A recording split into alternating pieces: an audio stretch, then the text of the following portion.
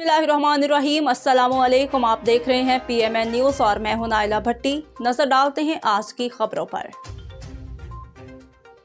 खबर शामिल करते हैं। डिस्ट्रिक्ट रिपोर्टर पाक पतन उमर भट्टी की रिपोर्ट के मुताबिक तेल की एजेंसी में पेट्रोल की मुंतकिली के दौरान आग भड़क उठी। आग ने 2 दुकानों और घर को अपनी लपेट में ले लिया। कीमती सामान जलकर खाकस्तर। वाक़या सिकंदर चौक के करीब पेश आया।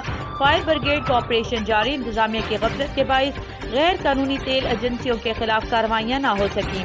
तफसीलात के मुताबिक पाक पतन में तेल की एजेंसी में पेट्रोल की मुंतकिली के दौरान आग भड़क उठी। 2 दुकानें और मुल्हका घर आग की लपेट में आकर जलकर खाकस्तर। फायर ब्रिगेड के अमले का आग पर काबू पाने के लिए ऑपरेशन जारी। नवाही इलाके सिकंदर चौक में तेल की एजेंसी में पेट्रोल मुंतकिली के दौरान आग भड़क उठी, जिससे कीमती सामान जलकर खाक हो गया।